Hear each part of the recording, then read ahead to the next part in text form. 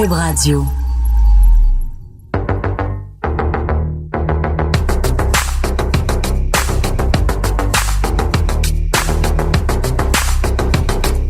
Misogynie, menace de viol, menace de mort. C'est pas toujours facile, l'univers des jeux vidéo et des réseaux sociaux. Mais est-ce que c'est si dangereux que ça de l'Internet? On traite de ces enjeux-là dans la télésérie de fiction diffusée à TVA, Le Jeu.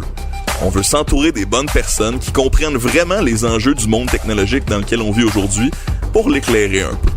Il me semble qu'à la gang, là, on pourrait avoir une meilleure communauté en ligne. On est le podcast Le Jeu.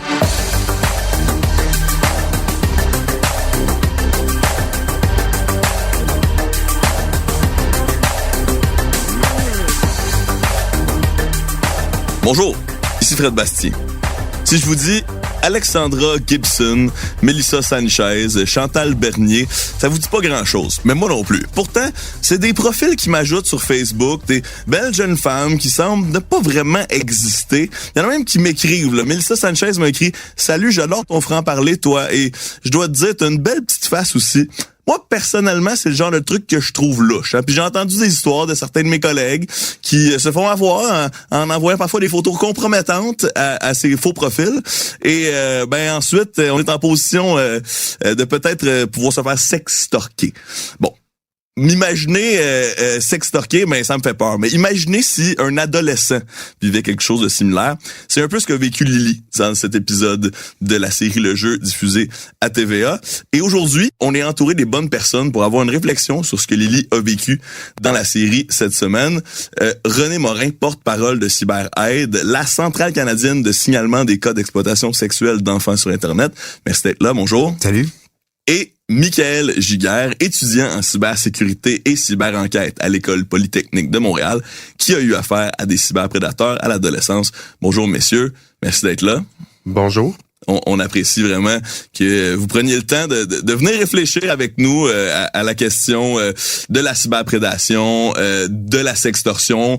Lily l'a vécu dans la série. On se résume un peu l'épisode de cette semaine. Seule dans son nouvel appartement, Marianne se fait attaquer par Frank. Ça, c'est l'intrigue principale là, sur la développeuse de jeux vidéo Marianne. Heureusement, Sam intervient de justesse. Marianne est sauvée et Frank se fait arrêter par la police. Cet événement n'aide en rien à diminuer les angoisses grandissantes de Lily qui culpabilise pour avoir donné le numéro de carte de crédit de Nicole à Tom, qui est un jeune homme aux intentions douteuses.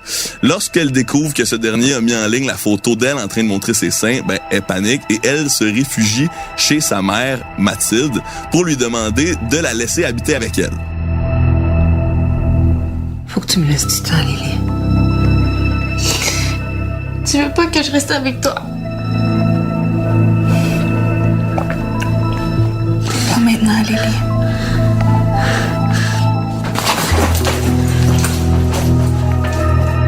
L'épisode se termine alors que Julien et Marianne trouvent Lily dans les vestiaires de la piscine et on devine que quelque chose de tragique s'est produit.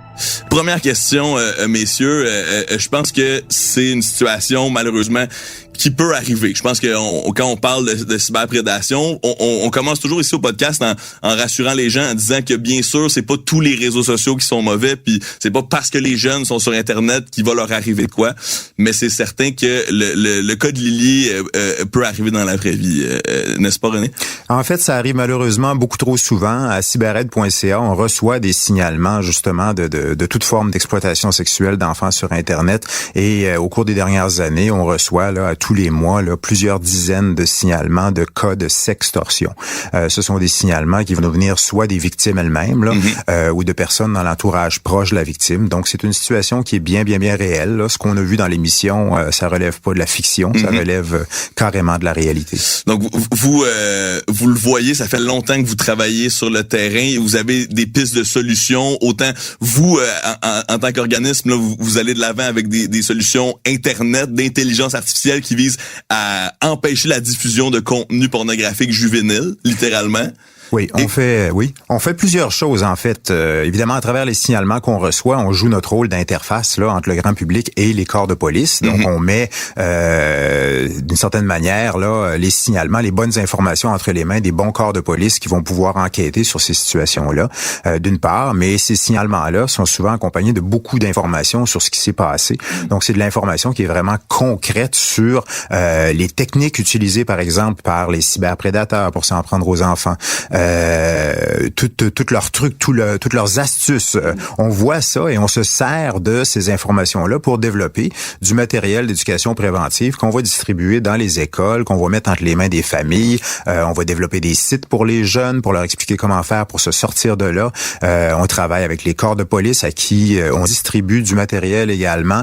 Et l'autre aspect de la question, c'est qu'on est en train justement de capitaliser sur les nouvelles technologies, sur l'intelligence artificielle, pour mettre en place un projet qui s'appelle Arachnid et qui est littéralement en train de nettoyer Internet du matériel de pornographie juvénile qui s'y trouve. C'est absolument incroyable. Moi qui est un fan de technologie, j'ai vraiment été impressionné. Donc littéralement, c'est grâce à une espèce d'empreinte officielle sur certains contenus qui ont déjà été identifiés comme étant illégaux. La machine fait un peu le travail qui aurait été horrible pour un humain que de faire le tour de toutes les copies de cette dite photo-là en réussissant à informer les gens en question. Donc ça, je pense qu'il y a beaucoup de gens aussi qui sont rassurés de savoir que vous avez des pistes de solutions pour les individus, pour les familles, pour les gens. Puis avant de terminer le podcast, on se fera une petite boîte à lunch, une petite boîte d'outils là à partager avec les gens qu'on aime sur ces sujets-là. Mais aussi, on pourra rediriger à votre site qui est déjà plein d'informations aussi.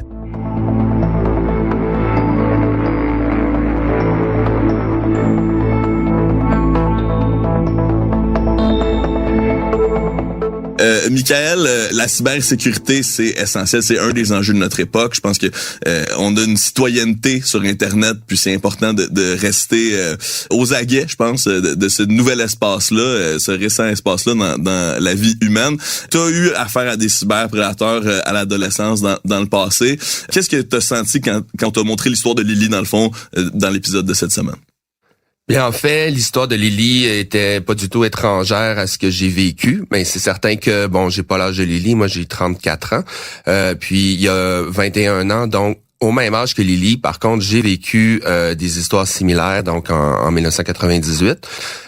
Moi, c'était sur le réseau MIRC. Pour ceux qui connaissent pas, c'est un logiciel de chat qui permettait de faire des rencontres ou de simplement discuter en ligne basé sur des intérêts communs. Il y avait des canaux de discussion où on pouvait aller.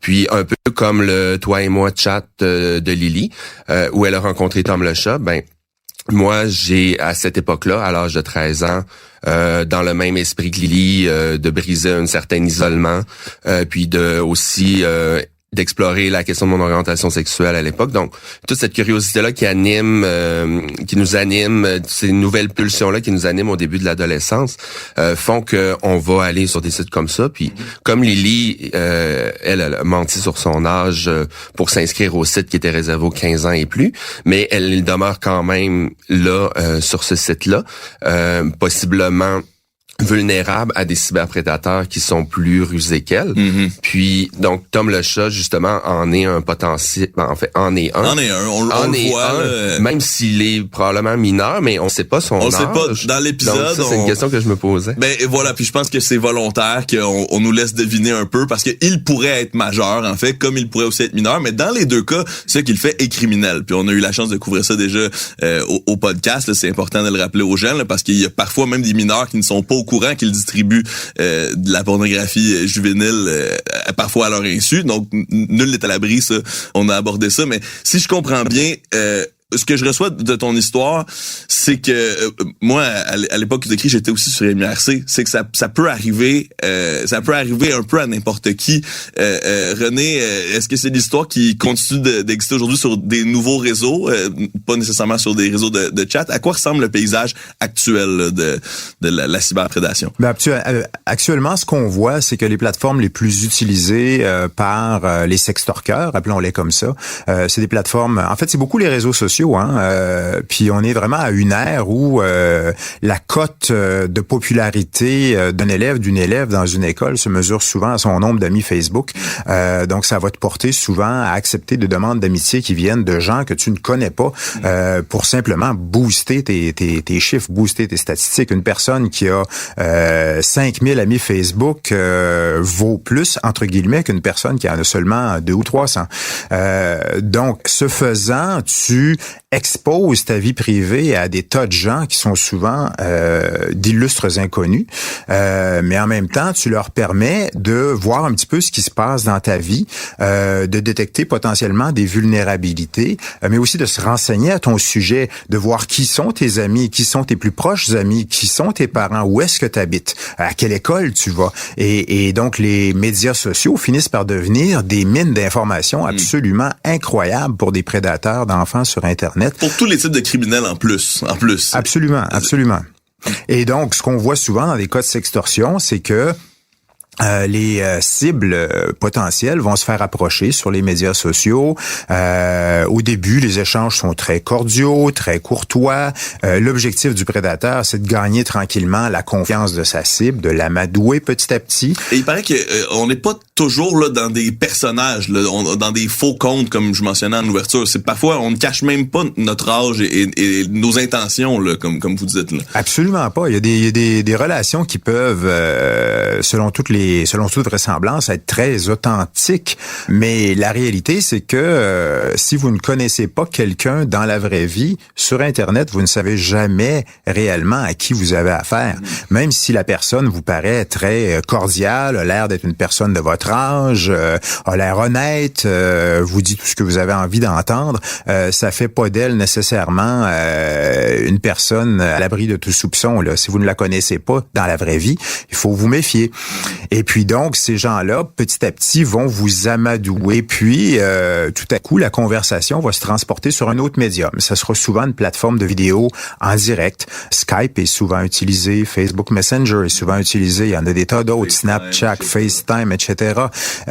Et donc, ces plateformes-là vont permettre des interactions un petit peu plus instantanées là, entre les deux personnes. Et c'est là que la cible va devenir plus vulnérable là, aux demandes de la personne qui cherche à s'en prendre à elle. C'est dans ces circonstances-là que un adolescent, une adolescente va peut-être s'exhiber à la caméra sans nécessairement se douter que des images de lui ou d'elle sont en train d'être prises à son insu pour ensuite être utilisées contre lui ou contre elle. Absolument. Puis je pense que c'est important de le rappeler aussi. C'est intéressant que plus tôt dans la saison, plus tôt dans la série, on a eu Marianne qui a vécu avec son chum de l'époque un problème d'invasion de la vie privée parce qu'il y a eu un sextape d'elle et de son ancien amant qui a été partagé. Et là, on arrive avec une situation où, bon, c'était déjà, on devine très stressant pour Marianne, puis nous, les conseils qu'on disait aux gens, mais c'est bien sûr de faire très attention à ce qu'on montre de nous en ligne, puis que ce soit avec des gens qu'on croit de confiance ou non. Mais dans le cas d'une adolescente, j'imagine que ça a encore plus d'impact, c'est encore plus important de faire attention à ce qu'on laisse comme trace en ligne comme ça, parce que j'imagine que c'est pas facile d'être adolescent à la base, donc j'imagine que ça doit être encore plus difficile d'être un adolescent qui traverse une épreuve comme celle-là. Moi, ce que j'ai à dire par rapport à ce que Lily a vécu, effectivement, premièrement, oui, l'adolescence, c'est une période de découverte de soi, puis de consolidation de son identité, et d'exploration énormément, mais à un autre niveau que la petite enfance. Puis là, Lily, là où ce qu'elle se trouve à ce moment-là, c'est un moment clé qui est charnière, qui peut avoir un impact sur tout le reste. Puis, comme il y a un punch à la fin de l'épisode, on sait pas où est-ce qu'elle s'en va, mais ce qui se passe à ce moment-là semble être grave, puis on va le savoir dans le prochain épisode. Et ça va peut-être avoir un énorme impact dans sa vie, et probablement que ça en a déjà un. Et moi, ce que j'ai vécu à cette époque-là, toutes sortes de difficultés, puis on garde le silence par rapport à ça parce que c'est tellement prenant, puis on n'a pas encore tous les outils. D'abord, on n'a pas tous les outils, puis on n'est pas encore habilité à avoir un consentement éclairé. Peut-être que librement, on peut décider de faire des choses, mais on ne sait pas nécessairement dans quoi qu'on s'embarque.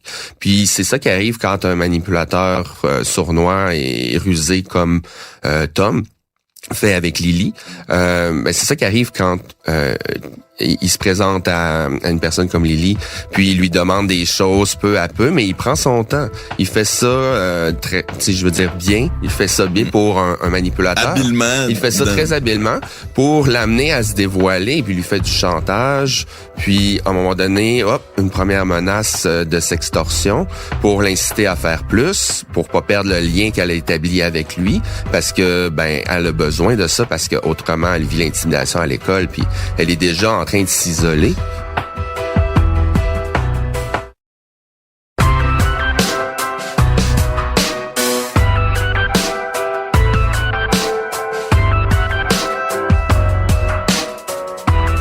Cette technique-là de manipulation, est-ce que ça se voit sur le terrain? Donc, comme on dit, d'être très, très, très complaisant et positif avec l'adolescent, l'adolescente et finalement, la forcer à se compromettre et manipuler, c'est une technique, on pourrait dire classique? En fait, oui, tout à fait. Ceux qu'on appelle les cyberprédateurs, les prédateurs d'enfants, appelez-les comme vous voulez, ce sont des gens qui, justement, sont assez habiles à profiter de la naïveté des enfants, des adolescents, des personnes à qui ils s'adressent. Et effectivement, ce sont souvent des gens patients. Ils savent très bien que s'ils passent beaucoup trop vite aux actes, ils risquent d'essuyer un refus la plupart du temps. Donc, le but, c'est de développer une relation avec ta cible.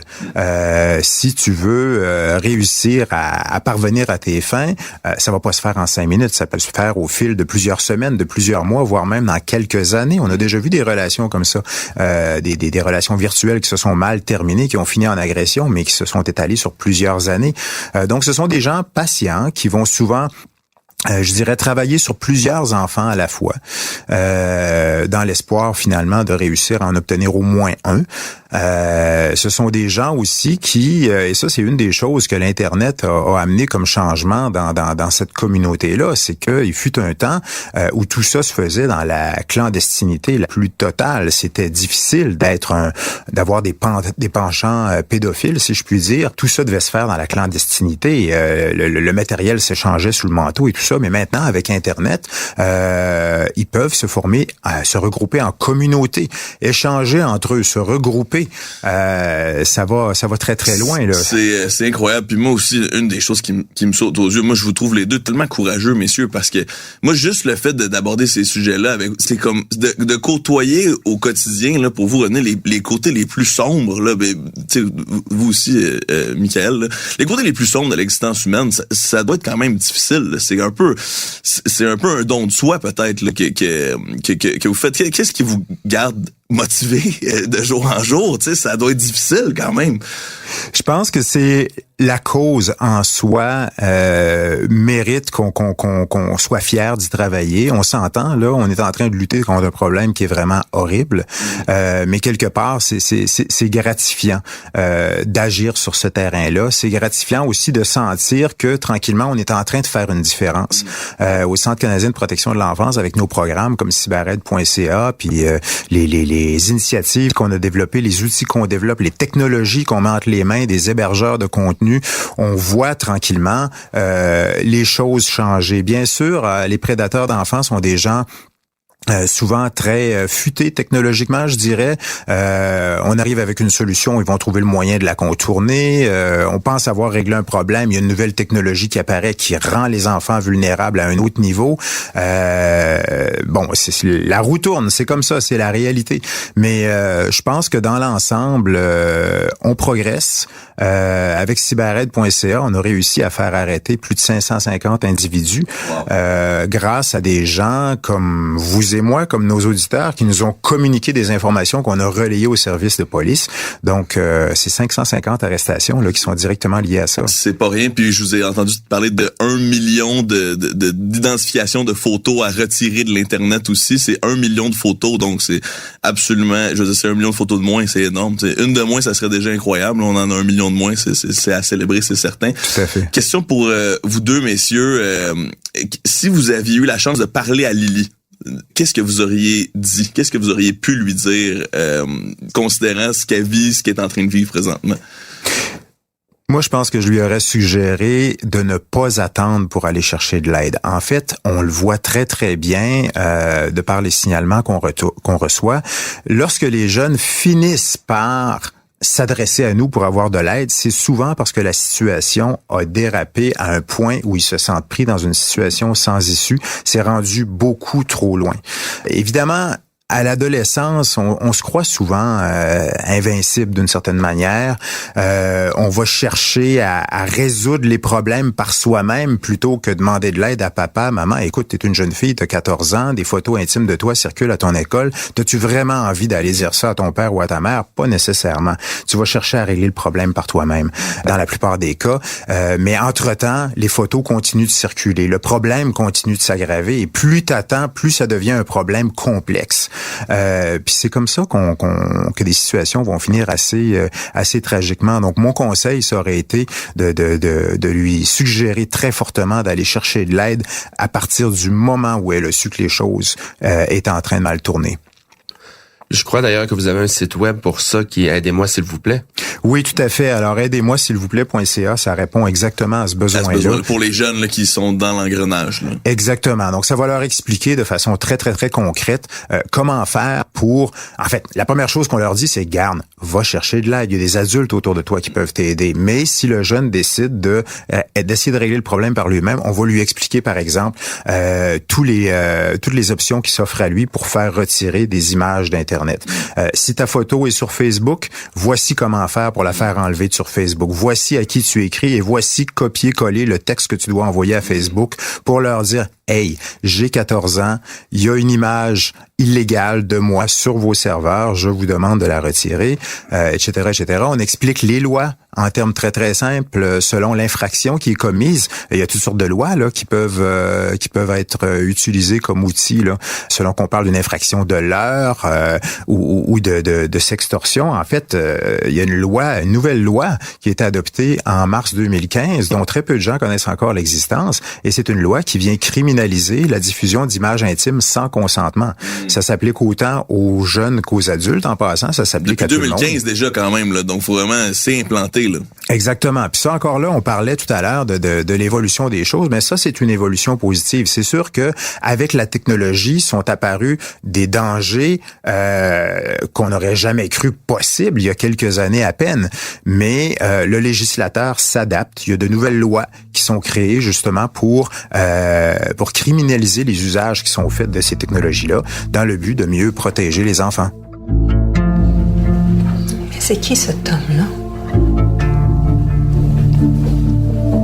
Je le connais pas plus que ça, on s'est jamais vu en personne. Mais je pensais qu'il m'aimait. Michael, si vous pouvez parler à Lily, qu'est-ce que vous lui diriez? Ben en fait, comme M. Morin dit, évidemment, Lily devrait parler, aller chercher de l'aide rapidement, mais bon, c'est bien de croire que ça peut être... en fait, c'est pas toujours aussi facile que ça, dire à un adolescent, parle, mais c'est comme on le dit, s'il y a une image de toi partiellement ou complètement dénudée, ou on voit ton visage ou pas, qui circule sur Internet, comme moi, ça m'est arrivé, j'avais envoyé une photo... à un cyberprédateur à l'âge de Lily, puis ça m'a été renvoyé par un autre usager à un moment donné. Puis là, j'ai réalisé que OK, ça circulait. Donc là, il y avait la circulation de pornographie juvénile. Puis donc ça me fait sentir comme une forme de trahison, comme Lily vit avec Tom le chat. Puis donc ça, moi j'en ai juste pas parlé à personne. Puis j'ai juste comme rien fait. Puis à l'époque, il y avait pas CyberAide, puis il y avait pas toutes ces campagnes-là de prévention, tous ces outils-là pour être conscientisé puis aller chercher de l'aide. Puis il existe aujourd'hui. Puis comme M. Morin dit, il y a tout ça. Ça n'a pas besoin d'être des parents ou des proches qui sont trop impliqués dans notre vie non plus, qui sont des personnes de confiance. Des personnes de confiance, ça peut être quelqu'un d'assez distant pour avoir une certaine neutralité, une vision globale, mais quelqu'un qu'on sait quand même qui et de confiance comme un professeur, quelqu'un qui est dans une position d'autorité, un directeur d'école. Mais ça dépend toujours du bon jugement qu'on a, mais parler, c'est toujours mieux que de rien dire puis de prendre sur soi, parce qu'à un moment donné, il y a une accumulation qui devient toxique. Puis Lily, on sait pas encore ce qu'elle a fait à la fin de l'épisode, mais probablement que on va voir la prochaine épisode. On s'attend au pire, peut-être. On s'attend au pire, ouais. Puis c'est ça qui est malheureux, c'est qu'elle a eu une accumulation déjà beaucoup trop à endurer pour une seule personne de cet âge-là. Puis moi, en tant que sa mamie ou que sa tante, j'aurais peut-être pas pu non plus l'aider en lui disant juste viens me parler s'il y a de quoi qui va pas bien. Peut-être qu'elle m'aurait pas écouté parce que j'aurais pas été assez distant d'elle pour qu'elle... Puis la preuve de ça, que c'est une bonne chose, son réflexe, c'est d'aller voir sa mère biologique, qui est pas tellement impliquée dans sa vie, malheureusement, mais ça donne que c'est pas une personne outillée, c'est ça. C'est pas une personne outillée pour faire face à ça, donc malheureusement Lily après faute d'avoir une autre personne s'en va s'isoler encore donc tendre la main à des gens de confiance, peu importe qui ces gens de confiance sont. Je pense que ça c'est important pour les gens. Je pense que c'est intéressant. On a mentionné l'entourage de Lily. Je pense qu'on pourrait terminer là-dessus sur notre petit kit de trucs et d'outils pédagogiques pour les jeunes dans notre entourage. Qu'est-ce qu'on aurait pu dire à Nicole, à Marianne, à l'entourage de Lily pour peut-être aider cette jeune-là, qu'on soupçonne ou non là une problématique d'arrivée là. Quelles sont les ressources? Ben, je pense que à la base, les parents doivent être plus présents dans la vie numérique de leurs enfants. Vous savez, c'est un phénomène qui a été étudié, puis toutes les études en viennent à la même conclusion. Là, de façon générale, les parents ne savent pas ce que leurs enfants font sur Internet. Je pense que tout bon parent se doit d'exercer un droit de regard sur ce que son enfant fait sur Internet, quel site il fréquente, avec qui il parle, quelles applications il utilise, est-ce qu'elles sont bien paramétrées côté sécurité, etc.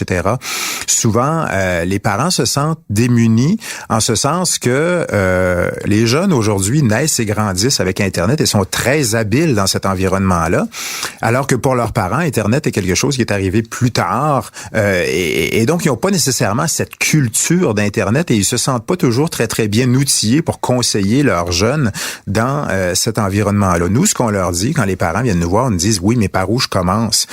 On leur dit écoutez, on en parle presque tous les jours maintenant dans les médias, à la télé, à la radio, dans les journaux d'une situation d'exploitation sexuelle d'enfants qui a été arrivée, qui est souvent peut-être arrivée dans le quartier voisin de chez vous. Donc, comme parents, c'est bon d'utiliser ces situations-là, qui sont des cas réels, tangibles, pour engager la discussion avec ses enfants. Qu'est-ce que tu penses de ça, toi? Puis est-ce que tu as déjà vécu de quoi de similaire? Ou as-tu déjà vu de quoi de similaire, peut-être, à l'école? Connais-tu quelqu'un qui est aux prises avec une situation comme ça? Qu'est-ce que tu ferais, toi, si ça t'arrivait? Donc, le simple fait d'entretenir ce dialogue-là sur une base régulière est une bonne manière là de faire en sorte, et peut-être de créer des conditions propices à ce que si jamais l'enfant se retrouve dans une situation comme ça, ben, il y aura peut-être le bon réflexe, lui aussi, d'en parler à ses parents.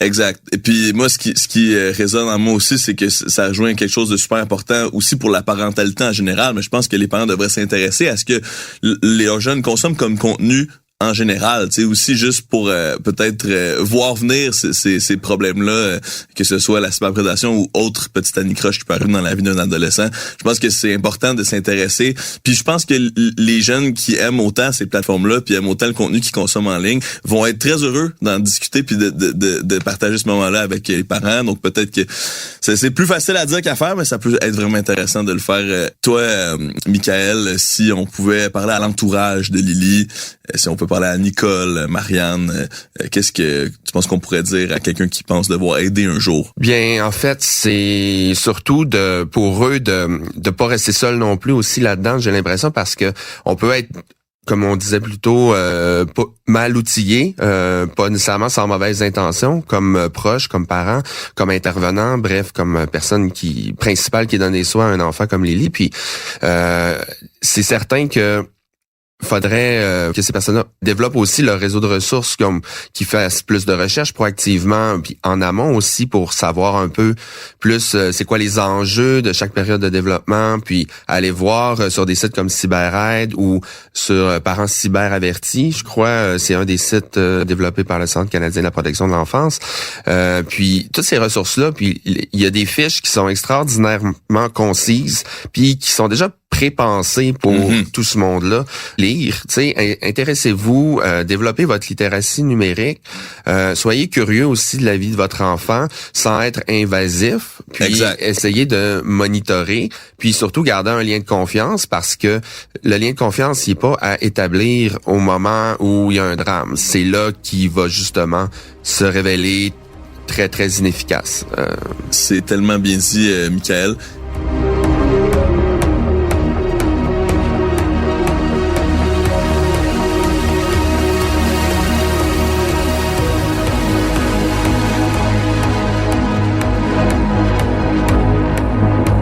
Messieurs, merci infiniment de nous avoir prêté un peu de votre sagesse aujourd'hui. Je pense que ça fait du bien de la partager, puis on repart avec ça à la maison. Bravo pour votre engagement.